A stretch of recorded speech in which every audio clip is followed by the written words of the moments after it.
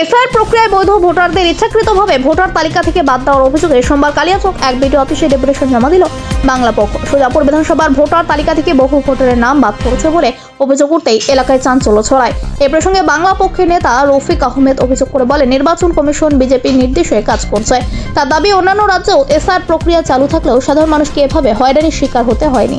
Paschimbanga SIR এর নামে সাধারণ মানুষকে অযথা হয়রানি করা হচ্ছে বলেও তিনি অভিযোগ তোলেন।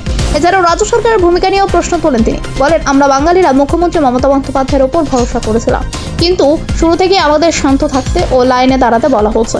আমরা জানতে চাই আর কতদিন শান্ত থাকবো? এখন তো বৈধ ভোটারদের নামে তালিকা থেকে বাদ পড়েছে। তিনি আরও হুঁশিয়ারি দিয়ে জানান, যতক্ষণ না সমস্ত বৈধ ভোটারের নাম চূড়ান্ত তালিকায় অন্তর্ভুক্ত হচ্ছে ততক্ষণ কালিয়াচকের মানুষ ভোট বয়কট করবে। প্রয়োজনে রাস্তায় নেমে বৃহত্তর আন্দোলনের পথেও হাঁটবেন, হুঁশিয়ারি দেন তারা। আপনারা জানেন, election commission of India SIR এর নামে বাঙালিকে হেনস্থা করছে, হয়রানি করছে। আমরা দেখেছি ভারতের বিভিন্ন রাজ্যে আরও এসআইআর হচ্ছে, কিন্তু কোনো জায়গায় কোনো ঝামেলা নেই, কোনো জায়গায় কোনো ঝামেলা করা হচ্ছে না। কখনো ডকুমেন্টসের নামে, কখনো বালান ভুলের নামে, কখনো আন্ডার অ্যাডজুডিকেশনের নামে, কখনো আরও পদবীর নামে বাঙালিকে হেনস্থা করছে। কিন্তু আমরা একই রকমভাবে দেখছি ভারতের আরও অন্য রাজ্যে যখন এসআইআর হচ্ছে সেখানে কোনো রকম ঝামেলা, কোনো রকম অশান্তি হচ্ছে না, সেখানকার নাগরিককে হেনস্থা কিন্তু করছে না।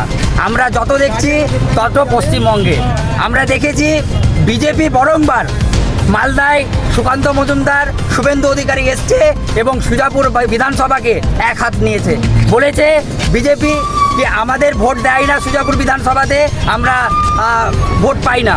তাহলে কি ইলেকশন কমিশন যে হারে সুজাপুর বিধানসভায় গণহারে বাঙালির নাম বাদ দিচ্ছে, আমরা কি সেটাই মনে করব ইলেকশন কমিশন অফ ইন্ডিয়া বিজেপির ইশারায় কাজ করছে?